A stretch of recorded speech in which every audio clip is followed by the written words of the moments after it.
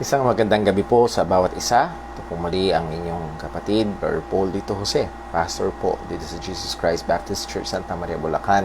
And this is our time in the Word. And that is the Word of God. Nagpapasalamat po tayo sa Panginoon na patuloy niya tayo pinagkakalooban ng biyaya upang magpatuloy sa buhay, kalakasan, at maging sa paglilingkod sa Kanya at sa mga kapatiran. And this is one of our ministries, and sa providensya ng Panginoon is brought by the pandemic, at kinailangan ho natin na mag-online ng ating mga pag-aaral ng salita ng Diyos. And by the grace of God, sa patotoo ng ilang mga kapatiran, and it also has the opportunity na ma-share sa mga friends, at marami, and it goes beyond the walls of our church. So purihin ang Panginoon sa mga biyaya niya, sa providensya niya, at sa mga teknolohiya na kagaya nito na atin hong nagagamit. And I would like to encourage and to remind our brethren, lalo na ho sa JCBC, ay patuloy tayong maging tapat sa Panginoon sa mga gawain natin. Kung sakali man na tayo ay able na makarating sa church, and we are under the guidelines ng IATF, ay tayo ay maaaring makarating sa church, please do so. And by the way, isang reminder is, if you are able and then you are allowed sa ayon sa pamantayan ng salita ng gobyerno, and you chose not to, then ay nahuhulog tayo, nalalagay sa kalagayan na nagkakasala laban sa Panginoon. And I would like to encourage you to, number one, admit, repent, and gawin natin yung tama sang-ayon sa kalooban ng Diyos. Now, kung sa pamantayan sa ibinigay na pagkakautusan ng gobyerno, because we are commanded to obey the government, and hanggat hindi ito taliwas sa kalooban ng Diyos, ay talagang may hadlang, talagang may mga bata sa bahay. And I know some parents na ginagawa nila, nagsasalitan sila. This Sunday yung tatay, and the next Sunday yung nanay naman, at yung naiiwan sa bahay para may mga kasama sa bata. And handun talaga yung desire at yung kanilang effort para gawin ito, para kahit paano ay makasama, maka-fellowship, maka-gather together kasama ho ng mga kapatiran. So I would like to encourage us, and also the parents, it will show your children that gathering together is still important. Okay? And nawa ay makita ko yun ng mga bata sa buhay ng mga magulang. So let us be continually praying para ho sa ating gawain. Pray natin ang ating mga kapatiran, maging yung ilan na nakikita ho natin na seemingly very very inactive. We've been trying to reach out to them, and hindi lang ho yung trabaho ng pastor. And as we have studied Hebrews chapter 10, and let us consider one another, and that is not a command to the pastor only, and that is a command to all the brethren. Let us pay attention, magbigay tayo ng atensyon sa isa't isa, and we as brethren, particularly in our local church, let's pay attention to each other, and to provoke one another to love and to good works, to encourage, to push one another to love and good works, and primarily to love the Lord and to do God's commandments. So yun ho, so nawa ay patuloy tayo magpagamit sa Panginoon, at patuloy nating sundin ang kalooban ng Panginoon patungkol sa mga bagay po na ito. And also, next Friday, or this coming Friday, we will have our time in the Word, Lord willing, and after that we'll have our online prayer meeting. So gusto kong encourage ang bawat isa. Kung gusto nyo makasama sa ating home prayer meeting, ipopost ko ho sa ating Facebook group, and also sa ating mga group chats ang link para doon sa room, sa Facebook room na ginagamit natin for our prayer meeting. And if you like to join, Brother Paul, hindi ako member dyan sa JCB, I would like to join. Gusto ko lang makita, maranasan, makasama, and also to pray with you and pray for me. Please send me a message so I can send you the link sa Friday So I can send you the link para ho doon sa prayer room. And isa rin ho magandang bagay, you can send your prayer request in advance para hindi ho maging matagal, and also maipag-pray din ho ng ating mga kapatiran. You can post it sa ating Facebook group and sa mga group chat. That's very, very good. Okay, so yun lang ho ang ilan sa ating mga reminders and announcements. At pag-pray ho natin yung gawain sa Sunday. Pag-pray ho natin yung pangangaral ng salita ng Diyos. Pag-pray natin ang mga mananampalataya na sumunod patuloy sa kalooban ng Diyos to come together, to gather together. And also, pag-pray natin na patuloy itong gamitin ng Panginoon sa ikaliligtas ng mga kaluluwa pa na wala kay Kristo Jesus. So bago tayo dumako sa ating pagpapatuloy ng pag-aaral ngayong araw ko na ito, tayo ho muna ay lumapit sa trono ng biyaya ng Panginoon at humingi tayo ng tulong sa Diyos. Let's pray.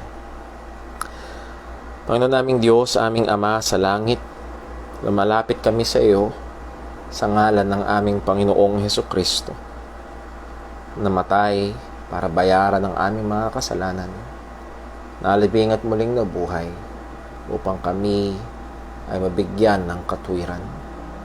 Salamat po, O Diyos. Salamat po na kami ay binigyan mo ng karapatan na maging iyong mga anak, tumawag sa iyo na Ama. Salamat po na inampon mo kami sa iyong pamilya. Salamat po na binigyan mo kami ng buhay na walang hanggan. Salamat po na kami ay iyong iniligtas. Ama, salamat po sapagkat ang aming Panginoong Jesus ay namamagitan para sa amin. Dahil alam namin ang katotohanan ito, kami sa pamamagitan niya ay lumalapit sa iyo at merong kumpiyansa na diniridig mo ang aming mga panalangin sang-ayon sa iyong kalooban. Panginoon, purihin ka. Purihin ka sa mga kabutihan mo, pagpapala mo, pag-iingat mo, pagtuturo mo. Oo, maging sa mga pagpapaalala, pagdidisiplina, pagpalo. Sapagkat alam po namin lahat ng ito ay pagpapakita ng iyong pagmamahal sa amin. Salamat po, O Diyos. Nawa, Panginoon, turuan at tulungan mo kami na patuloy pa na lumakad sang-ayon sa iyong kalooban.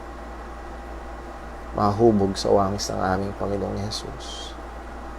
Kagaya ng amin na pag-aralan na nakaraang Friday, na ang gawa o bunga ng banal na Espiritu ay patuloy na makita at umunlad pa sa buhay naming mga mananampalataya. O Panginoon, patawarin mo kami sa kukuparan namin sa kabanalan. Patawarin mo kami sa kabagalan namin sa paggawa ng mabuti.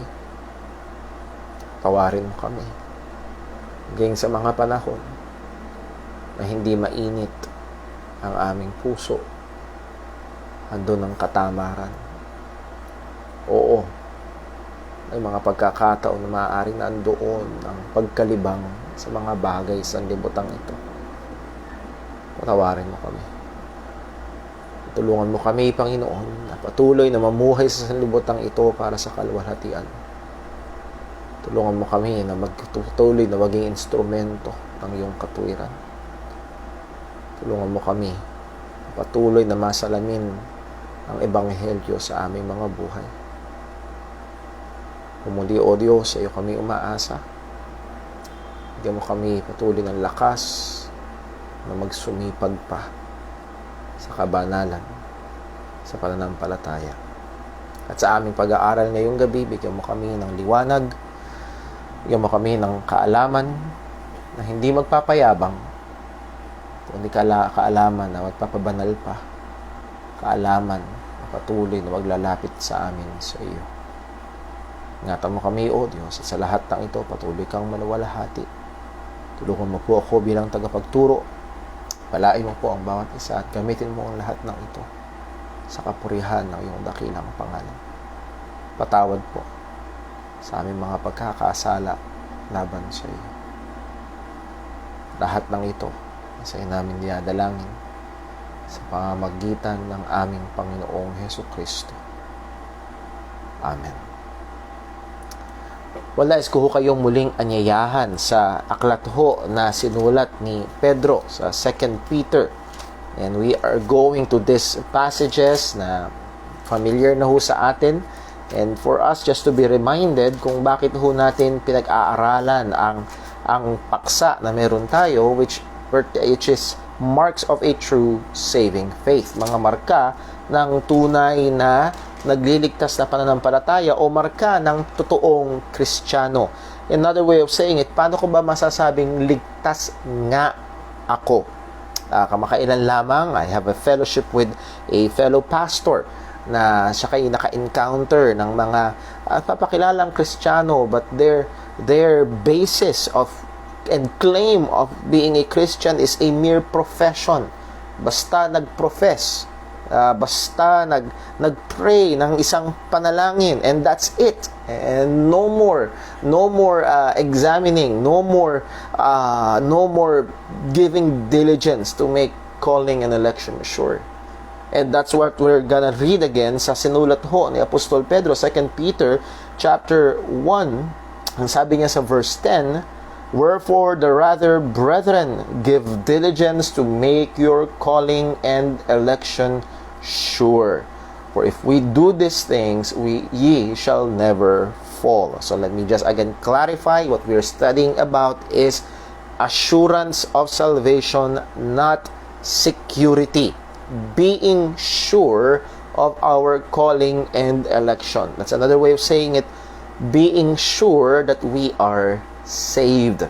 Yun ang ating pinag-aaralan. When it comes to security, when a person is truly saved, hindi nawawala ang kaligtasan, pero paano masasabi natin sa ating sarili na ako nga ay tunay na ligtas? At mula ho dito, again, sabi ho ni Pedro, give diligence to make your calling and election sure. So number 1, just brief observation mula doon sa text na ating binasa.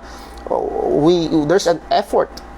Meron tayong effort na kailangang gawin. Hindi ito wag mong pansinin, kundi ang sabi pa nga ni Pedro, give diligence. And then number 2, there's a means, merong paraan. And as Apostle Paul said, 2 Corinthians 13:5, examine yourselves whether ye be in the faith. And that means investigate. At ang hinahanap ay ebidensya. Prove your own self. Subukin.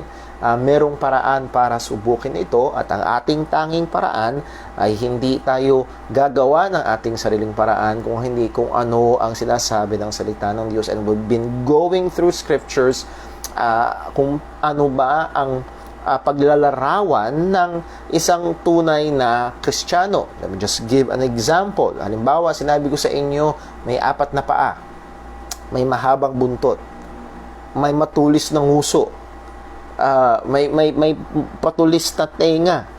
Baka nag-iisip na, ano kayang hayop yun? And maaari na aso, well, hindi naman lahat ng aso, pero most probably it's a fox. May ganung katangian, hindi lang yun, pero ang punto ho ito, yung mga katangian na yun ay na-present sa isang hayop na tinutukoy. So now, going back to our subject, ano ba ang katangian ng Kristiyano sang-ayon sa salita ng Diyos? Merong iba, again sa kanila, just a person who prayed a certain dictated prayer and that's it. Well, that is unbiblical. Hindi yun ang basihan ng pagiging tunay na ligtas, and they disregard such passages nga katulad ng ating binasa. Sinabi ni Pedro sa mga Kristiyano, give diligence to make your calling and election sure. Well, balikan ho natin ang ating mga ilang napag-aralan nitong mga nakaraan. Number 1, nakita ho natin, una, at pinakapundasyon, there must be genuine faith in the true gospel. Hindi ko didiinan ulit. I hope na natatandaan na natin itong sa ating mga nakaraang pag-aaral. Merong tunay na pananampalataya sa totoong ebanghelyo. Ano man ang pananampalataya, pag mali ang ebanghelyo, hindi yun Christianity.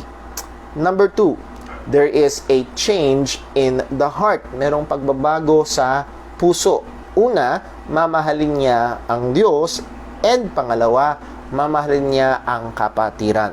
Pagdating sa Biblia, pag tinignan natin, and we looked at passages, pag hindi nagmamahal sa Diyos, pag hindi nagmamahal kay Kristo, not a Christian. Pag hindi nagmamahal sa kapatiran, ibig sabihin hindi niya mahal ang Diyos, also not a Christian. Sabi nga ho ni John, 1 John 3:14, we know that we have passed from death unto life because we love the brethren. He that loveth not his brother abideth in death. So we know, alam natin, ang isa ho sa mga napaka malinaw na basihan sang-ayon sa salita ng Diyos is we love the brethren. So there's a change in the heart. Number 5, there is a change in the believer's life. May pagbabago sa kanyang buhay. At itong pagbabago nito ay tinatawag na proseso ng kabanalan or sanctification. It is a process, the work of God. It involves the work of man, and the goal is Christ-likeness, and the change will manifest in everyday life. At base doon sa last point na change in everyday life, there will be a change in the believer's walk.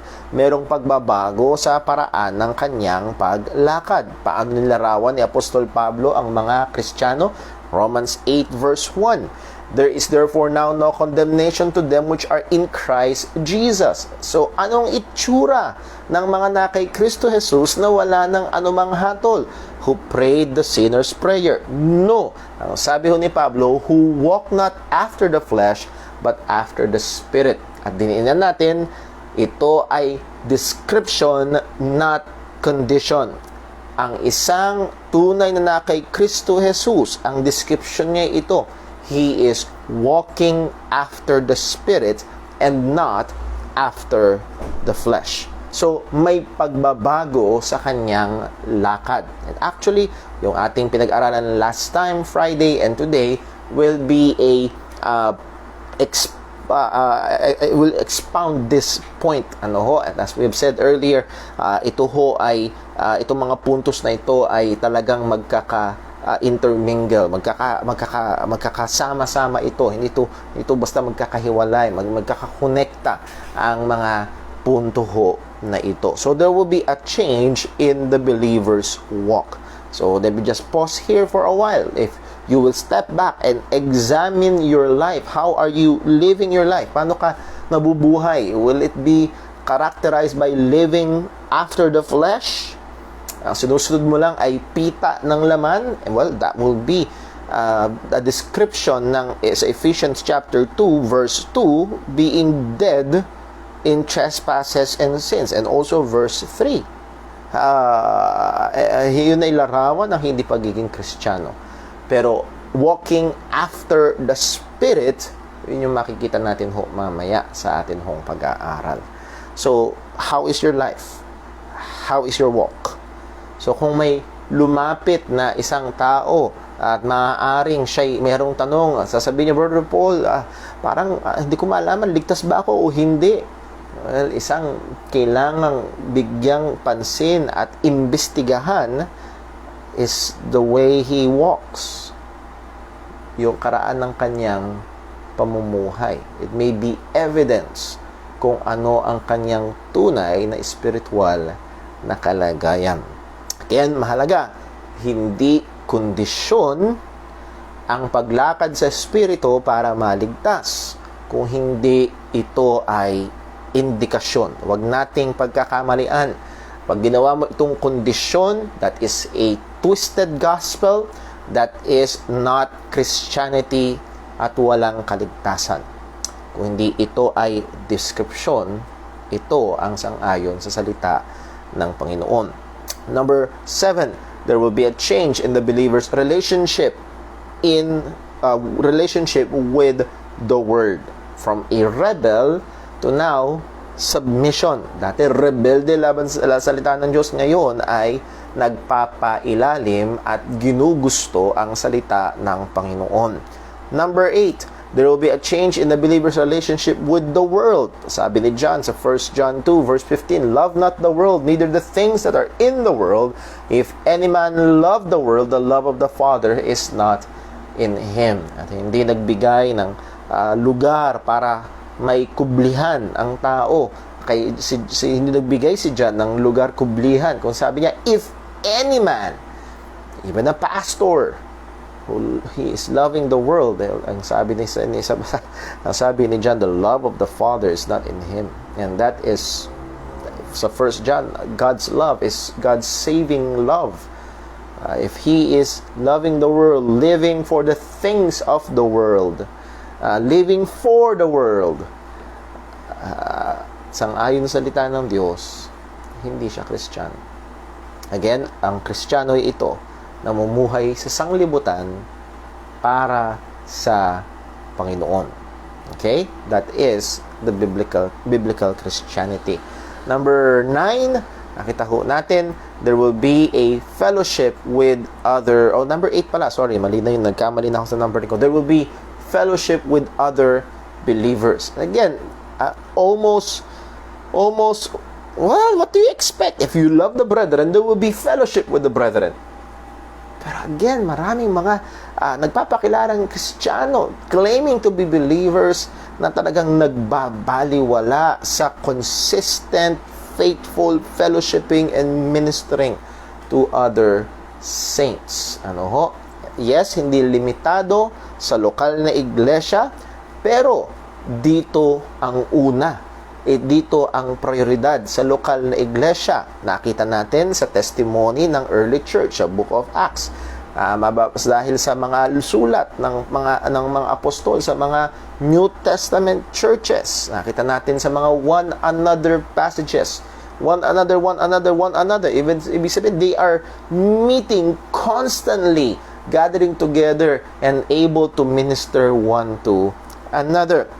And then, nandun yung gifts of the Holy Spirit. At ano ang gamit? At ano ang purpose ng gifts of the Holy Spirit? To minister to the brethren. To edify the church of God. So again, that's pointing to fellowship of believers. And when we say fellowship, hindi lang ito yung may kape, may pandesal, and fellowship tayo. Hindi lang ganun. Kung hindi ministering, serving one another. Number next is warning of forsaking. Andun yung babala sa Hebrews chapter 10. Nakita natin, andun yung utos and hindi natin matatakasan a biblical implication ng si Jesus ang ating tagapagligtas. Let us draw nigh and let us hold fast and then let us consider one another. Okay? So that is a biblical implication of our faith with the Lord Jesus Christ. So yung kaisipan na ako'y mananampalataya ni Kristo pero wala akong pakialam sa ibang Kristiyano, that is unbiblical and maybe an evidence ng hindi tunay na pananampalataya sa Ebanghelyo. So muli ay kailangan natin na siyasatin ang ating mga sarili. Kailangan nating bigyang pansin kung tayo nga ay tunay na mga Kristiyano. Give all diligence to make your calling and election sure. And then panghuli, pinag-aralan natin, number 9, last Friday, there will be an increasing manifestation of the work of the Holy Spirit. Okay? Ito yung larger point. May patuloy na tumitindi, patuloy na tumitingkad, patuloy na lumalago ang gawa ng banal na spirito sa buhay ng isang Kristiyano. And again, this is, we can put it under dun sa point ng sanctification because it is a process, and then this process is an increasing process, an intensifying, mas lalong tumitinding proseso ng pagbabanal sa buhay ng Kristiyano. And as we have said, this goes two directions. One is away from sin and two, towards godliness or holiness. Yun ang direksyon at yun ang gawa ng banal na spirito sa buhay ng isang tao. Last Friday, pinag-aralan natin na ang totoong Kristiyano, tinatahanan ng Banal na Espiritu. Ephesians chapter 1, verse 13. We are sealed with that Holy Spirit of promise. Kaya nga ho, ang sabi ni John, buksan na natin sandali. Sa 1 John chapter 4. 1 John chapter 4 and verse number 13. 1 John chapter 4, verse 13. Ano po ang sabi? Hereby know we that we dwell in Him.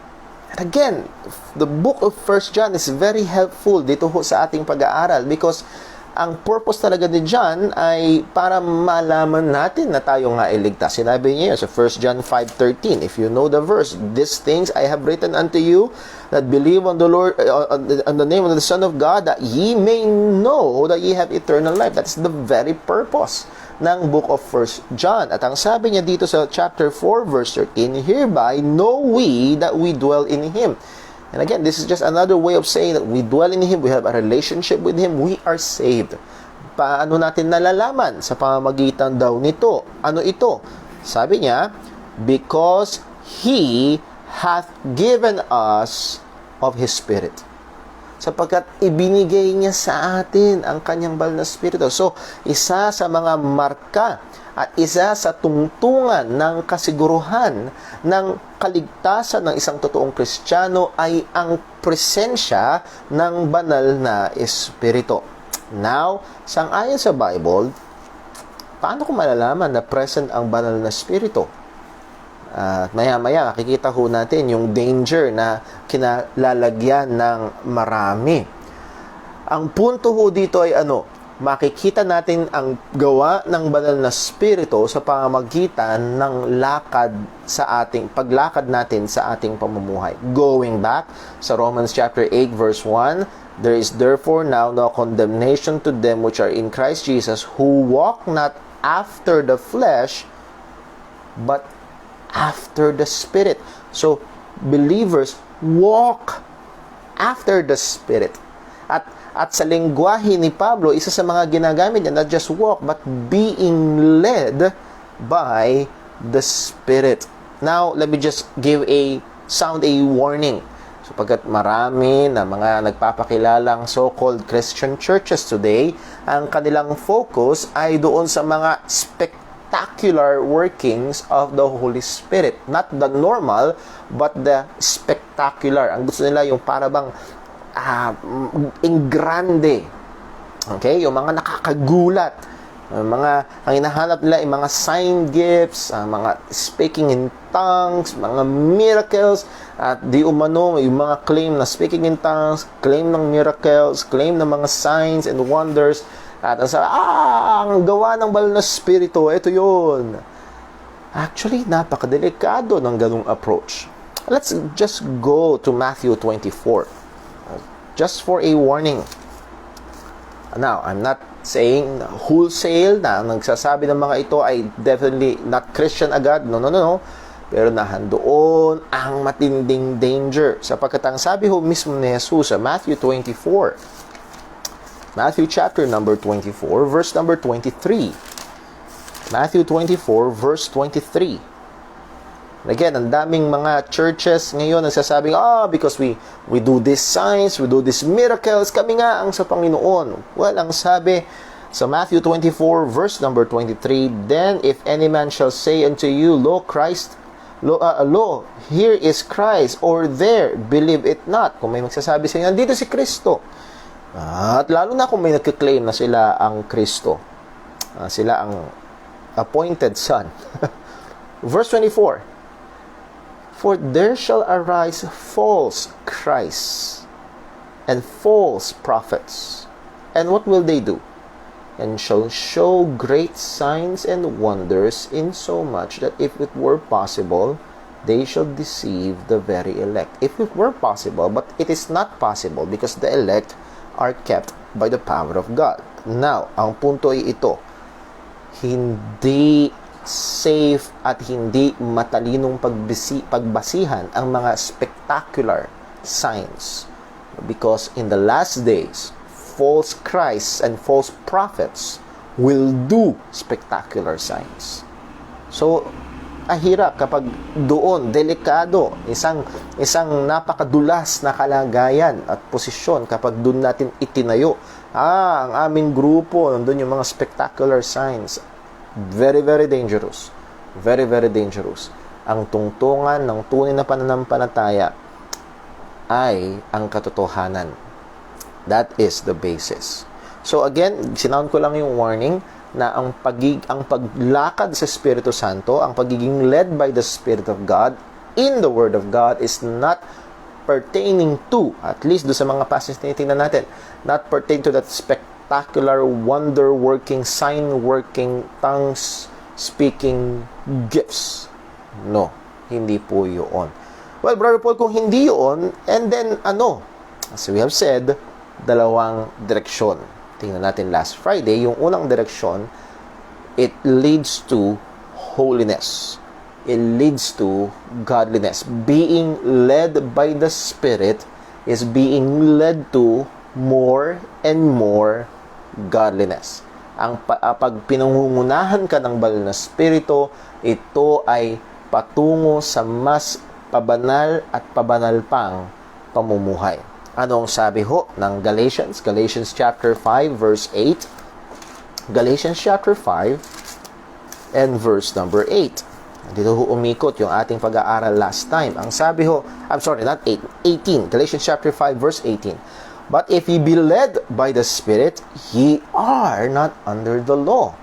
If ye be led of the Spirit, ye are not under the law. So dito sinabi ni Apostol Pablo, kung ikaw ay led by the Spirit, you are not under the law. Ano ibig sabihin not under the law? It doesn't mean na wala kang obligasyon na sundin ang moral commands ng Panginoon. No. In context, yung under the law na sinasabi ni Paul is not under the judgment or the curse of the law. Sapagkat malinaw, sinabi ng salita ng Panginoon, curse is everyone who, Galatians 3:10, for as many as are of the works of the law are under the curse, for it is written, curse is everyone that continueth not in all things that which are written in the book of the law to do them. So yun yung sinasabi ni Pablo, you're not anymore under the curse of the law if you are led by the Spirit. Because ito'y pagpapatunay, ang pagiging led by the Spirit, pagpapatunay na ikaw ay ligtas, you are under Christ, you are in Christ, you are under grace. That means na ikaw ay ligtas at wala ka na sa ilalim ng sumpa at ng penalty ng dinidemand ng kautusan ng Panginoon. At paano malalaman yon? If you are led by the Spirit. Now, led by the Spirit, kailangan lumulutang, kailangan miracles. Well, hayaan natin ang Bible ang magsabi. Ano ba ang itsura? Well, ikinontrast to ni Pablo sa mga gawa ng laman. Sabi niya, pagkatapos, again, basahin natin verse 18, but if ye be led of the Spirit, ye are not under the law.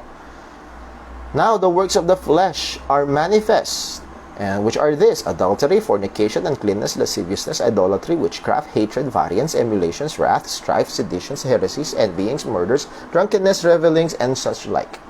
At ang sabi ho ni Pablo, yung mga namumuhay sa bagay na ito, nagpapatuloy sa mga kasalanang ito, ang sabi niya, of which I tell you before, as I have also told you in time past, that they which do such things shall not inherit the kingdom of God. No matter what your claim of Christianity is, if you are doing these things, if you're living in these things, you are not being led by the Spirit at hindi ka papasok sa kaharian ng Panginoon. Now, anong ibig sabihin ng led by the Spirit? So, enumerate muna ni Pablo, these are the works of the flesh. Now, ano naman ang pagiging led? Ano naman ang works ng Spirit or ang ginamit niyang salita is fruit. Ano naman ang bunga? Ano naman ang gawa ng banal na Spiritong makikita sa buhay ng mga tunay na Kristiyano? Ang sabi niya sa verse 22, but the fruit of the Spirit is love, joy, peace, long-suffering, gentleness, goodness, faithfulness ang ibig sabihin, meekness, temperance, or self-control. Against such, there is no law. So, it's godly attitudes, which is pundasyon ng godly actions. Yung mga godly attitudes, yung mga godly actions, yung mga gawang mabuti, maka-Diyos na gawa, ang pundasyon niyan is those godly attitudes. Actually, kung wala yung godly attitudes, walang pakinabang dun sa mga godly actions. Pero ang punto ho dito ito ang gawa ng banal na Espiritu. Ito ang ibig sabihin ng pagiging led by the Spirit. And if you are led by the Spirit, ito ang makikita sa buhay mo, ito ang lalago sa buhay mo. Again, it is a process of growing in these attitudes, godly attitudes. And ang sabi ni Pablo, against such there is no law. That means, kung ang pamumuhay sa mga attitude na ito ay hindi magpo-produce ng buhay ng lalabag sa mga kautusan ng Panginoon. Okay? So, yung paratang ng iba na, pag sinabi mong by faith lang, pag sinabi mong sasampalataya ka lang, ligtas ka na, hindi pwede ka lang mamuhay ng makasalanan. No. According sa sinabi ni Apostol Pablo, against such there is no law. Those who are justified by faith are led by the Spirit of God. And if they are led by the Spirit of God, this is the fruit of the Spirit of God. At ang bunga at gawa ng banal na Espiritu sa totoong isang Kristiyano ay hindi siya gagawa ng against the law. Yun ang lundo. Ang punto ho ay ito. Ang gawa ng banal na Espiritu ay buhay na patuloy na lumalago sa kabanalan. If you are led by the Spirit of God, you are no longer under the law. Let me pause here and ask the question. Again, we step back at tingnan natin yung ating pamumuhay. Are we living a life that is led by the Spirit?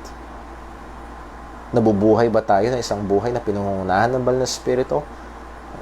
Lumalago ba tayo sa love, joy, peace, long-suffering, gentleness, goodness, faith or faithfulness, meekness, temperance?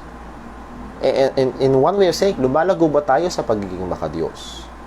Again, ang wisdom ng salita ng Panginoon dito ito, hindi lang basta mga panlabas na gawang maka-Diyos. And it's very easy, very, very easy na maging Pariseo. Alam niyo ho yun, Pariseo, ang bibig ay malapit pero ang puso ay malayo. If we will look at the work of the Spirit, the fruit of the Spirit, it begins from the inside and it will manifest sa pamumuhay. At lumalago dito ang isang Kristiyano. So, ang atin hong pangsyam na marka ng isang tunay na Kristiyano ito. Ang marka ng gawa ng banal na Espiritu ay patuloy na nakikita sa kanyang buhay at ito ay ang paglago sa kabanalan. At meron pang isang direksyon, that is the positive direction. Meron namang yung kabilang direksyon.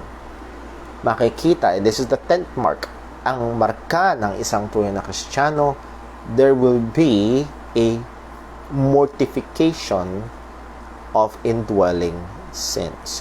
Merong pagpatay sa mga nakatahan pang tuloy-tuloy na pagpatay sa mga nakatahan pang kasalanan sa buhay ng isang mananampalataya. And for that, we will begin this study. At tutuloy natin to next, Lord willing, sa Friday. Pero hayaan nyo simulan natin by going to Romans chapter 8. Romans chapter 8. Kung pwede lang sana ay basahin natin mula verse 1 hanggang verse 17. Pero maybe if you're after our time in the Word, I would like to encourage to read verse 1 to 17 at sundan nyo yung flow of thought. Ano ba talaga ang sinasabi dito? Ano ba talaga pinag-uusapan? They that are in the flesh, they that are in the spirit, carnal mind. Okay? So again, those, pay attention to those. Ano yung pinag-uusapan doon? Alin dito yung ligtas? Alin dito yung hindi ligtas? Pero para sa ating pag-aaral, gusto kong bigyan natin muna ng attention yung verse number 14. At dito, yung paraan ng pagsasalita ni Pablo ay halos parehong-pareho sa binasa natin kanina sa Galatians chapter 5 verse 18. Ang sabi niya sa verse 14 ng Romans chapter 8 ay ito. For as many as are led by the Spirit of God. Pause muna. Sa Galatians, sabi niya, if ye be led of the Spirit, we are no longer under the law. Okay?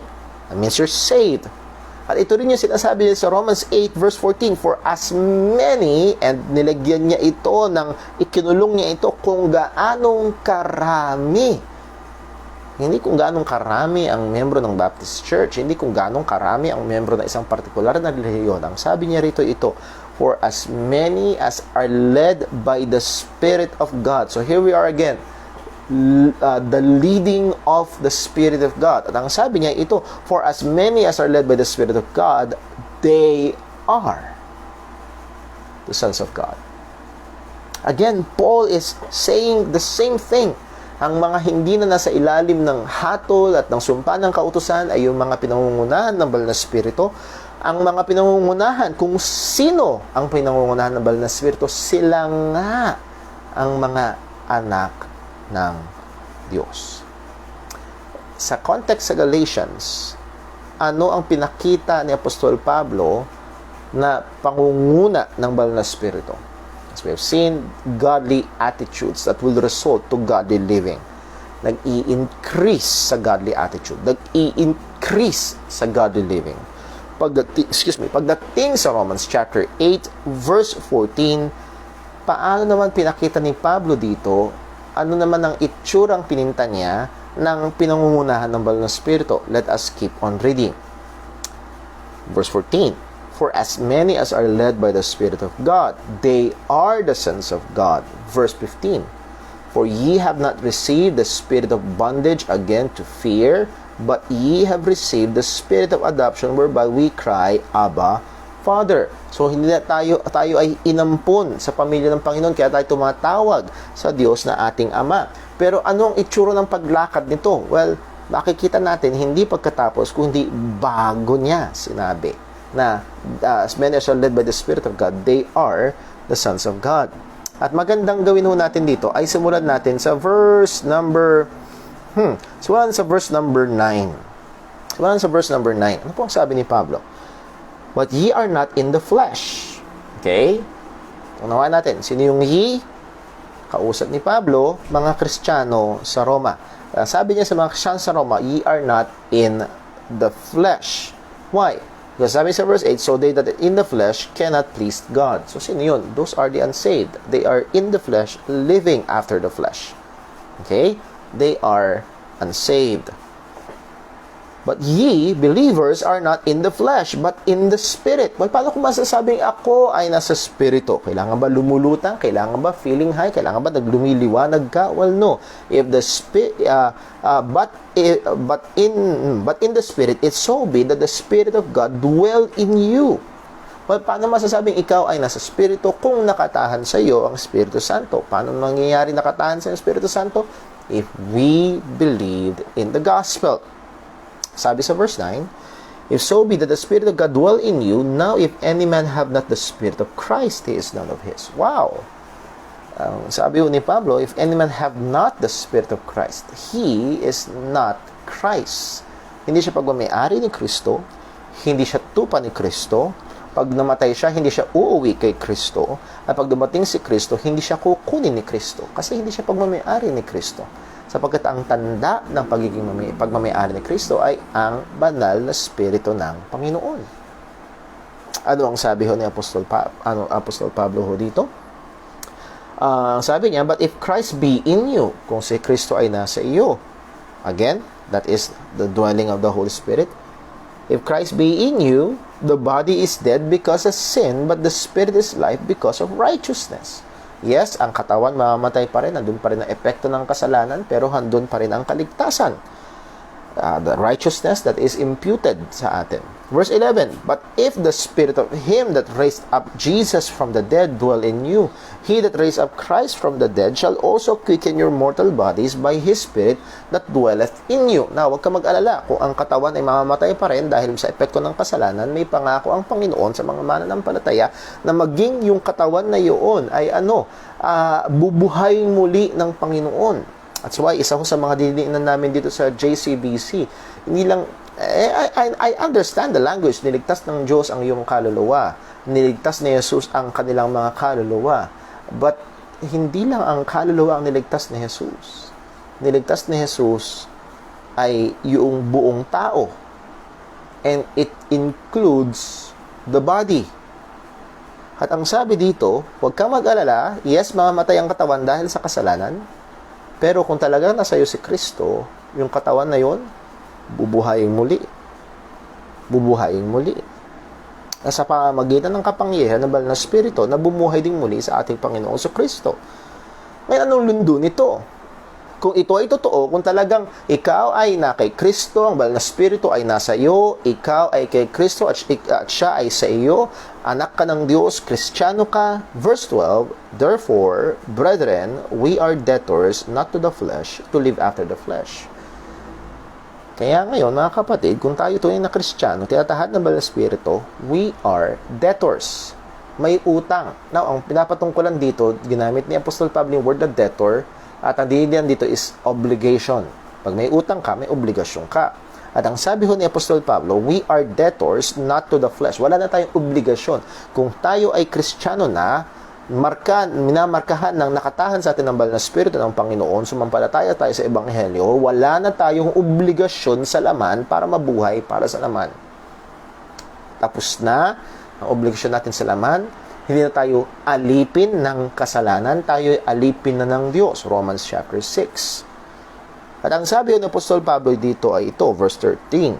For if ye live after the flesh, ye shall die.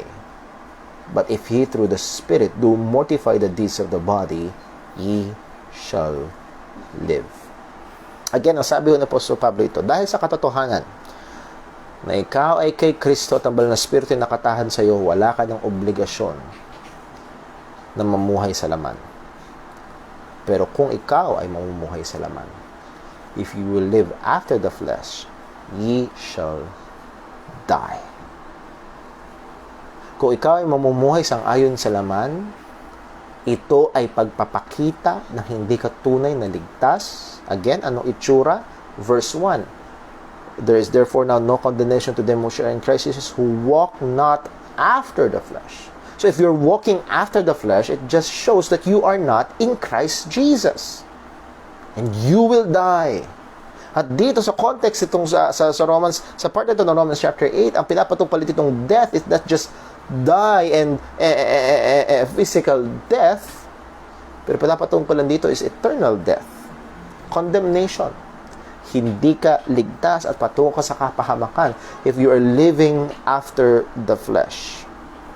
Pero ang sabi niya sa verse 13, for if ye live after the flesh, ye shall die.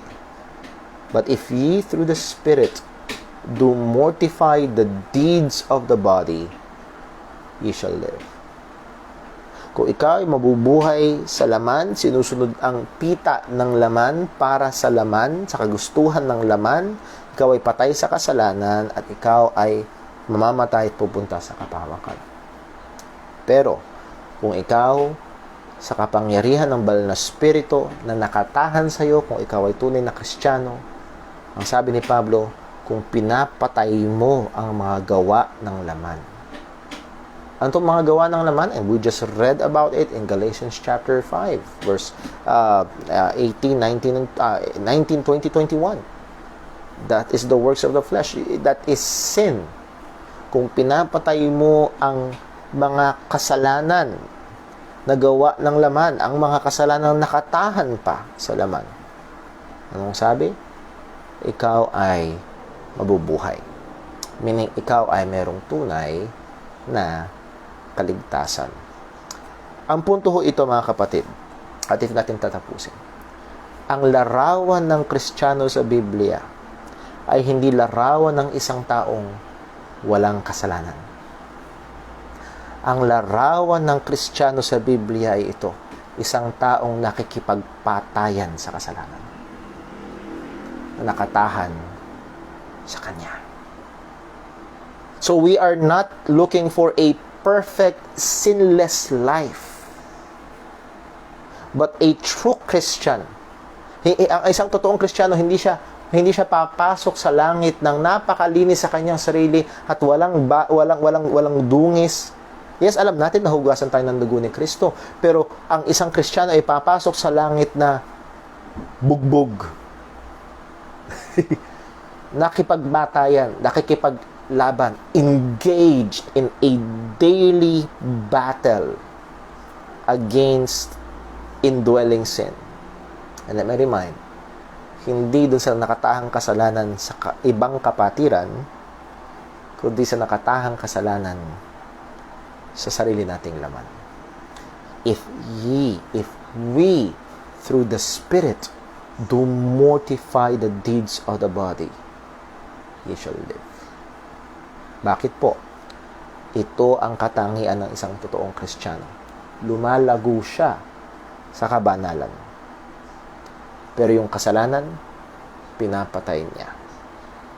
So, ang kasalanan sa buhay ng Kristiyano ay pabawas, ng pabawas, ng pabawas, ng pabawas.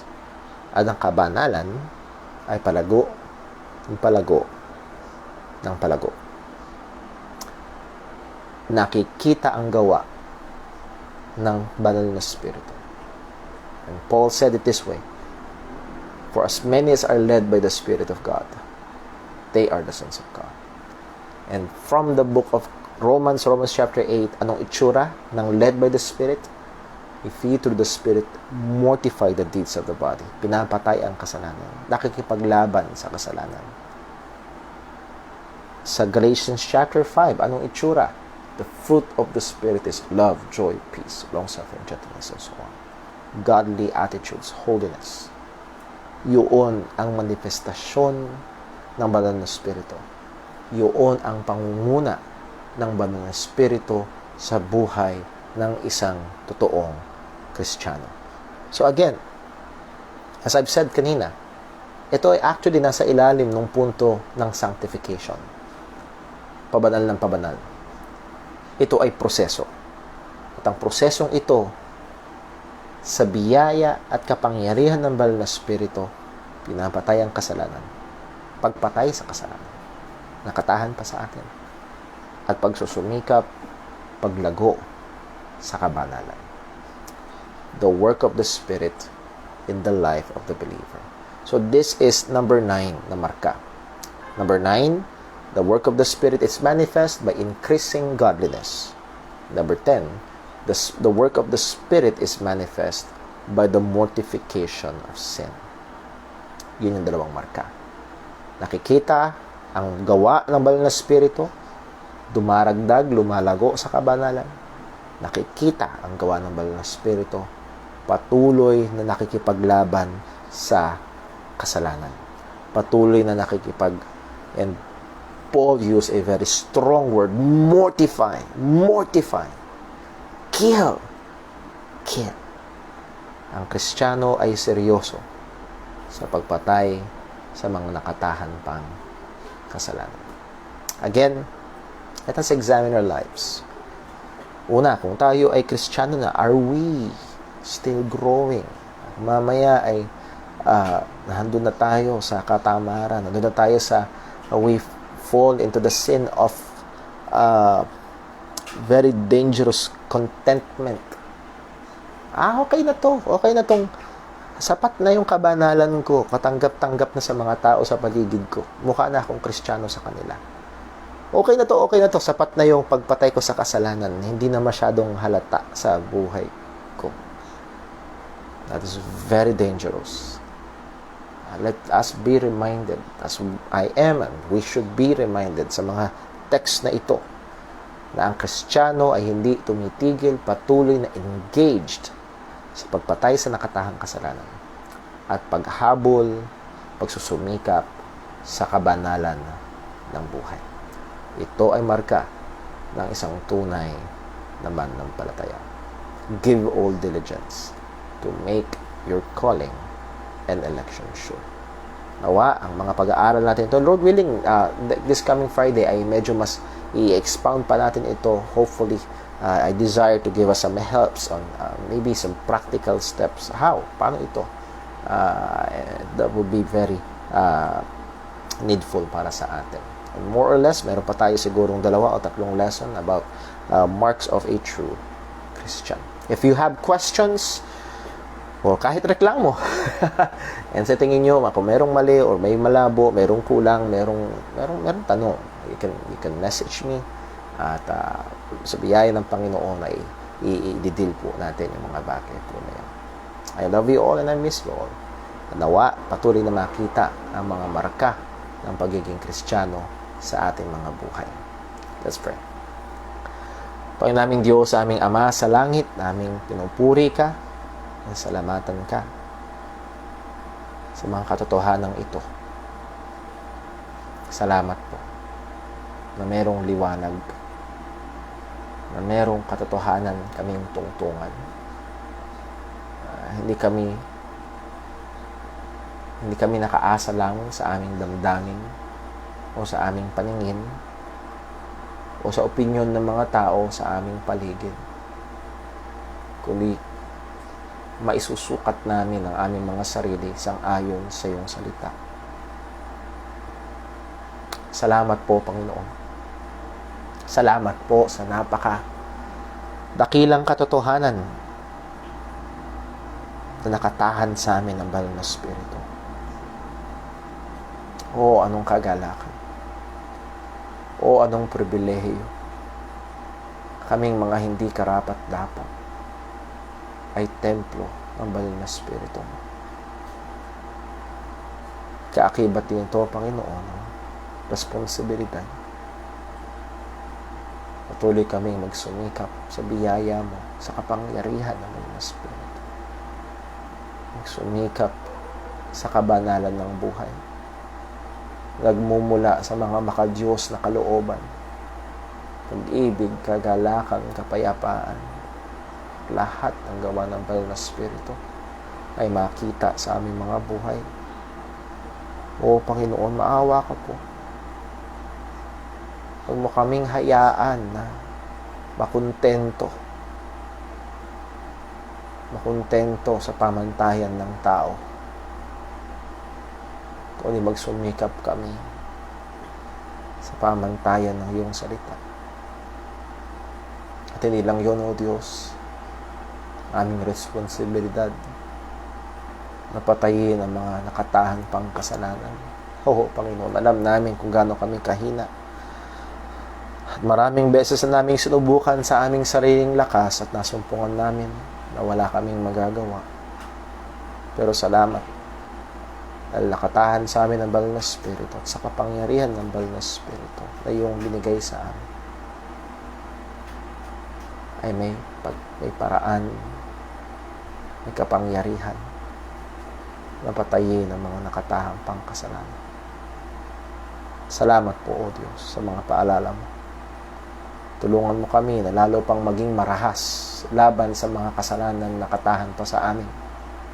Tulungan mo kami na mas lalo pang maging kritikal sa mga kasalanang nakatahan pa sa amin. Mahabag ka po sa amin, O Diyos.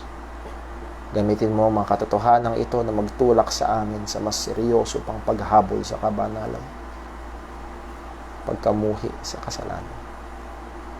Patawad po sa aming mga pagkukulang. Ingatan mo kami. Patuloy na hubugin sa wangis ni Kristo. Tulungan mo kami.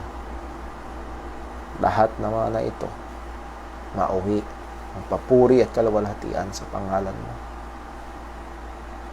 Amin itong pinapasalamat at hinihiling sa pangalan ng aming Panginoong Hesukristo.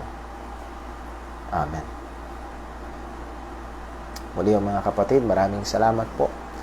At nawa, next Friday of this coming Friday, ay magkasama-sama tayo not just in our study, but also in our prayer time.